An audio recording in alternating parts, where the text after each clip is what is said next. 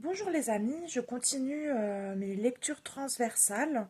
Aujourd'hui, je vais vous parler d'un livre de Linda Schirst-Leonard, Rebelle de mère en fille, donc aux sources de l'hystérie féminine.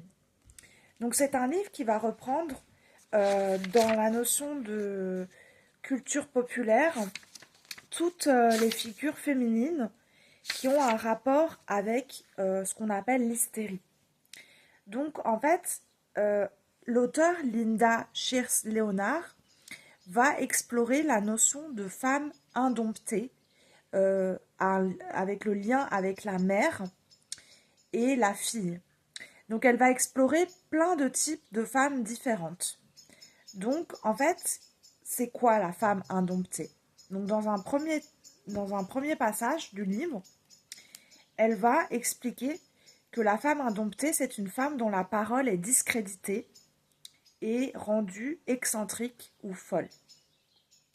La femme indomptée, elle a 1000 visages. Ça peut être une amante délaissée, ça peut être une femme qui s'ennuie dans le mariage, ça peut être une femme victime de violence, ça peut être une avocate militant pour le droit des femmes. Ce sont aussi, explique l'auteur, parfois ce qu'on appelle des oiseaux en cage. Des femmes qui s'ennuient et qui ne sortent pas, en fait, de leur enfermement psychique. Ça peut être aussi des muses qui ont sombré dans la maladie. Il y a d'autres figures qu'elle explore, comme la notion de muse, la notion de visionnaire, ou encore la notion de révolutionnaire. Il y a aussi la notion de pèlerine de la paix, ou encore de femme qui va au bout de la révolution. Là, c'est carrément la terroriste.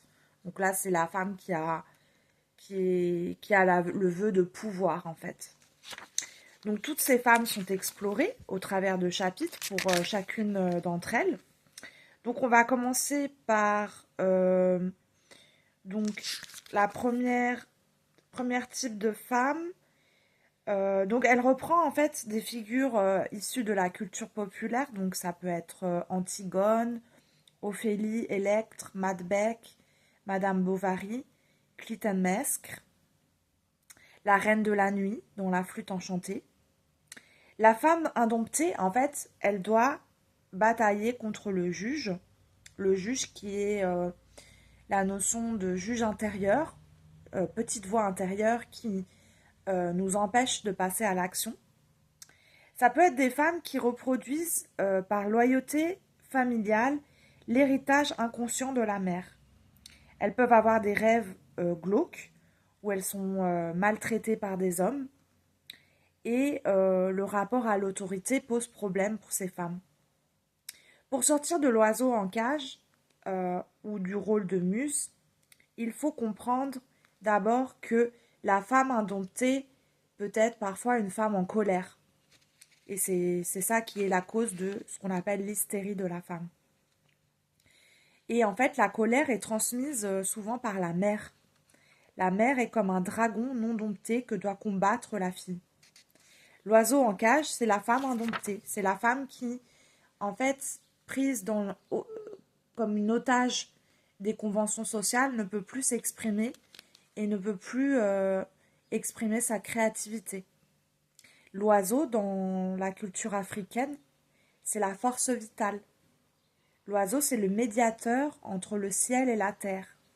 C'est la nécessité de rompre avec le juge dévalorisant pour créer ce qu'on appelle une religion féminine, pour que l'oiseau s'envole.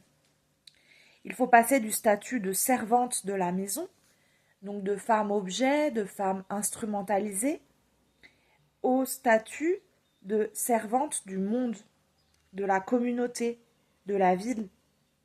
Et les femmes doivent dépasser leur statut d'esclave sexuelle, de vache à lait, on peut dire aussi, pour devenir en fait des êtres à part entière. Donc le livre explique tous ces enjeux. Pour cesser d'être l'oiseau en cage, il faut couper le cordon ombilical avec la mère et les loyautés intrafamiliales. Il faut du courage pour sortir de la cage, c'est nous qui devons décider d'en sortir. C'est-à-dire que l'oiseau en cage, eh ben, il est seul maître de sa liberté. C'est personne qui va venir l'aider ou le secourir, c'est lui-même qui doit sortir. Alors après, il y a une réflexion sur la notion de muse. Donc la femme indomptée, elle peut être oiseau en cage, elle peut être muse. Donc elle inspire les hommes. Elle est le miroir des désirs des autres. Elle peut, dans ce rôle de miroir, en fait, devenir objet sexuel, instrument sexuel. Donc il faut faire attention.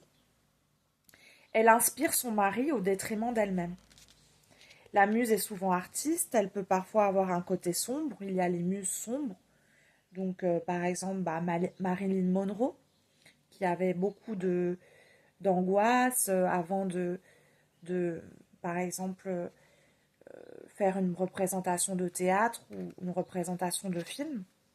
Il y a des muses tragiques comme Camille Claudel, des muses lumineuses comme Alma Mahler, ou Lou Andrea Salomé, la muse de Nietzsche.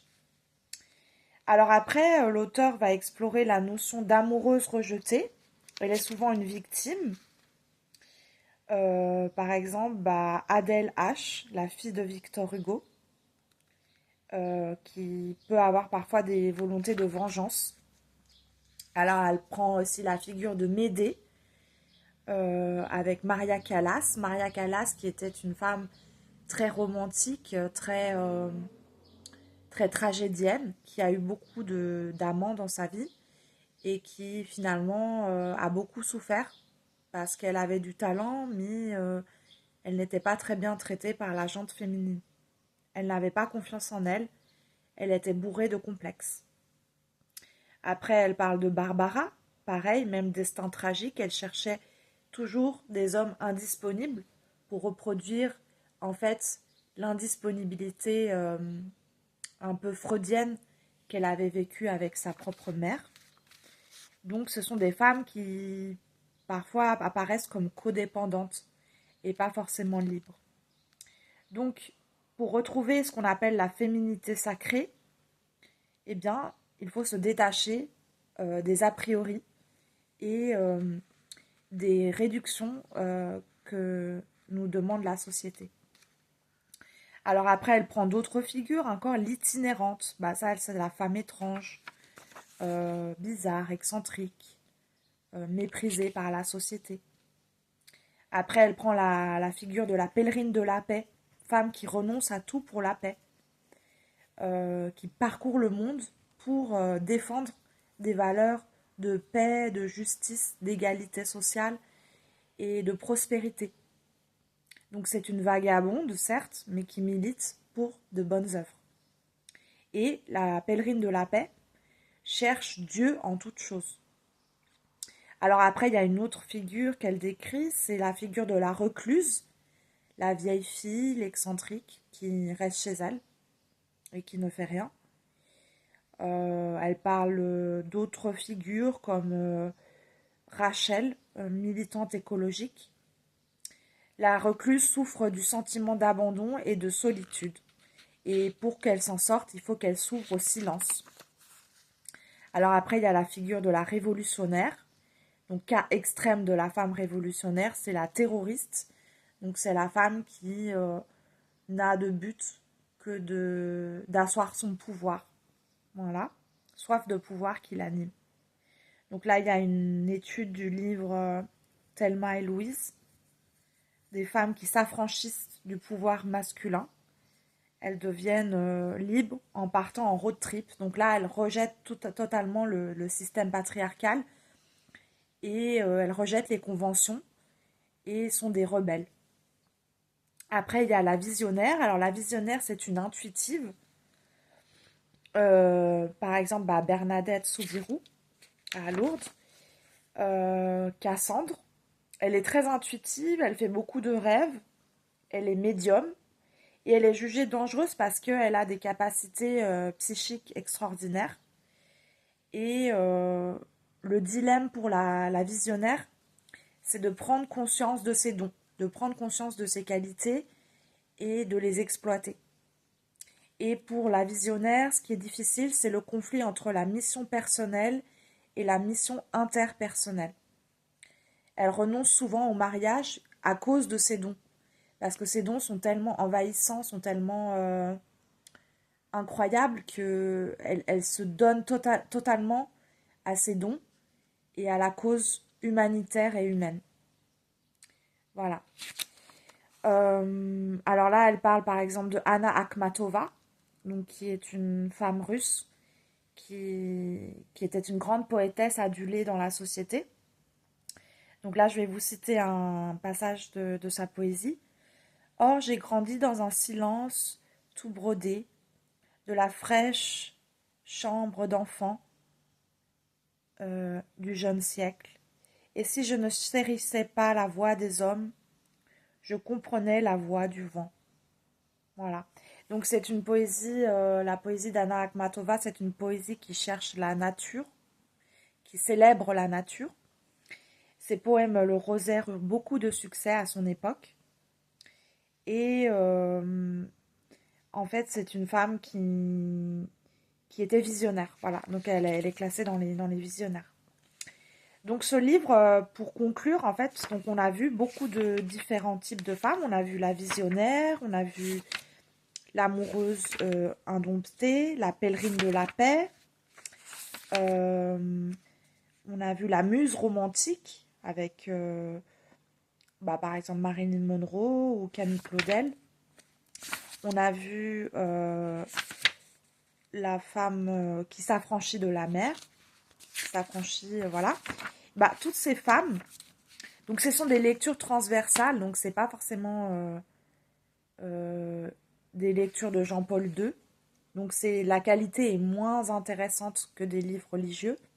C'est de la culture populaire, cinéma, théâtre, la télévision, voilà, c'est culture populaire. Donc le niveau de lecture est beaucoup plus bas que dans quelque chose de théologique ou quelque chose de juridique. Voilà. Donc il y a beaucoup de styles de femmes qui est décrit, oui, la révolutionnaire, on a vu, la femme avide de pouvoir, la visionnaire, etc. Donc ce livre est bien, voilà, c'est une lecture transversale, vulgarisateur aussi. On est dans un livre. Alors Linda Scher-Léonard est professeure de philosophie et psychanalyste. Et elle est aussi conférencière et animatrice d'ateliers mondialement reconnus. Elle est l'auteure du best-seller La fille de son père. Donc, pour conclure ce livre, je l'ai trouvé intéressant. Beaucoup moins intéressant que les livres de Jean-Paul II, etc. Hein, bien sûr, on n'est pas dans le même registre. Mais voilà, ça se lit assez facilement. C'est pas très très bien argumenté. Ça reste quand même parfois un peu léger au niveau des références, mais ça peut nous donner quelques paroles sur ce qu'on appelle l'hystérie féminine, qui est l'histoire de la femme indomptée. Et la femme indomptée, en fait, c'est juste une femme qui est incomprise. C'est pas une femme qui est mauvaise en elle-même, c'est juste une femme qui a du mal à dialoguer avec ses pairs. Et donc, au travers de toutes ces différentes femmes que nous avons vues, on peut retrouver des trajectoires pour qu'elles s'insèrent dans la société. Voilà, je vous souhaite une bonne lecture. À bientôt.